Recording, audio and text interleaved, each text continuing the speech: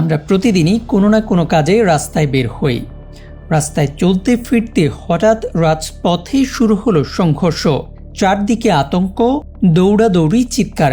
এমন পরিস্থিতিতে ভুল একটি সিদ্ধান্তই হতে পারে বড় বিপদের কারণ। এমন সংঘর্ষের মুখোমুখি হলে আপনি কি করবেন? সংঘর্ষের এলাকায় আটকে পড়লে যত দ্রুত সম্ভব নিরাপদ স্থানে আশ্রয় নিতে হবে এবং ভিড় থেকে দূরে থাকতে হবে। আতঙ্কিত হয়ে দৌড়াদৌড়ি বা চিৎকার করলে পরিস্থিতি আরও বিপজ্জনক হতে পারে। শান্ত থাকুন, চারপাশ পর্যবেক্ষণ করুন এবং নিরাপদ সুযোগ পেলেই সরে যান। চারপাশে সংঘর্ষ শুরু হলে দ্রুত কোনো পাকা ভবন, শক্ত দেয়াল বা নিরাপদ ঘরের ভেতরে আশ্রয় নিন। খোলা জায়গা, রাস্তার মাঝখান বা কাচের জানালার কাছে অবস্থান করা ঝুঁকিপূর্ণ হতে পারে। কাছাকাছি কোনো উপাসনালয়, মসজিদ, মন্দির, গির্জা বা প্যাগোডা নিরাপদ ও উন্মুক্ত থাকলে সেখানেও সাময়িক আশ্রয় নিতে পারেন। তবে পরিস্থিতি বিবেচনা করে দায়িত্বপ্রাপ্ত ব্যক্তিদের নির্দেশনা অনুসরণ করুন এবং এমন কোনো স্থানে প্রবেশ করবেন না যেখানে নতুন করে ভিড় বা ঝুঁকি তৈরি হতে পারে। সংঘর্ষের সময় চারপাশের পরিস্থিতি পর্যবেক্ষণ করুন এবং নিরাপদ পথ নিশ্চিত হলে ধীরে ও সতর্কভাবে এলাকা ত্যাগ করুন।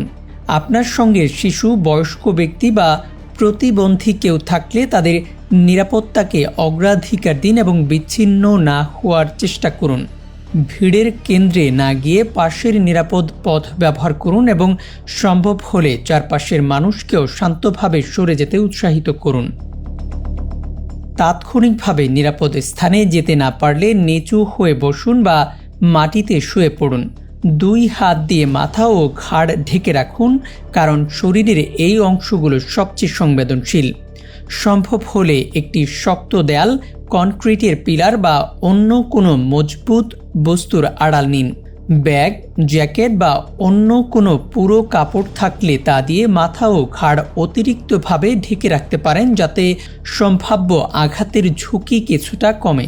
পরিস্থিতি নিরাপদ না হওয়া পর্যন্ত অযথা উঠে দাঁড়ানো বা খোলা জায়গায় ছুটে যাওয়ার চেষ্টা করবেন না। যদি বাস, মিনিবাস বা অন্য কোনো গণপরিবহনে থাকেন তবে পরিস্থিতি দেখে যানবাহনে হামলা বা আগুন লাগার আশঙ্কা তৈরি হয় তাহলে চালক বা সহকারীর নির্দেশনা মেনে নিরাপদ সুযোগে দ্রুত নেমে যান। তবে চলতি গাড়ি থেকে কখনোই লাফ দেবেন না। নেমে ভিড় থেকে দূরে কোনো নিরাপদ ভবন বা স্থানে আশ্রয় নিন। যদি বাস বা অন্য কোনো যানবাহনে আগুন ধরে যায়, আতঙ্কিত না হয়ে দ্রুত নিকটস্থ নিরাপদ নির্গমন পথ দিয়ে বের হওয়ার চেষ্টা করুন।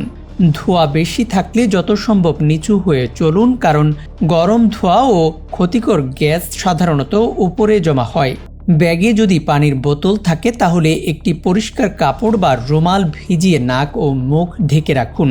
এতে ধোঁয়া ও গরম বাতাসের কিছুটা প্রভাব কমতে পারে এবং শ্বাস নিতে তুলনামূলক সুবিধা হতে পারে। তবে এটি পূর্ণ সুরক্ষা দেয় না, তাই যত দ্রুত সম্ভব ধোঁয়ামুক্ত, খোলা ও নিরাপদ স্থানে চলে যাওয়া সবচেয়ে জরুরি। টিয়ার শেলের ধোঁয়া থেকে যত দ্রুত সম্ভব দূরে সরে যান এবং বাতাস যেদিকে বইছে তার বিপরীত দিকে বা পাশ দিয়ে সরে যাওয়ার চেষ্টা করুন। নাক, মুখ ও চোখ স্পর্শ করা থেকে বিরত থাকুন। সম্ভব হলে পরিষ্কার পানি বা স্যালাইন দিয়ে মুখ ধুয়ে ফেলুন। কন্ট্যাক্ট লেন্স ব্যবহার করলে তা খুলে ফেলুন। শ্বাস নিতে কষ্ট হলে যত দ্রুত সম্ভব ধোঁয়ামুক্ত স্থানে যান এবং প্রয়োজন হলে চিকিৎসা নিন। এমন পরিস্থিতিতে নিজেদের নিরাপত্তাকে সর্বোচ্চ অগ্রাধিকার দিন। প্রয়োজনে দ্রুত আইন শৃঙ্খলা রক্ষাকারী বাহিনী বা জরুরি সেবার সহায়তা নিন।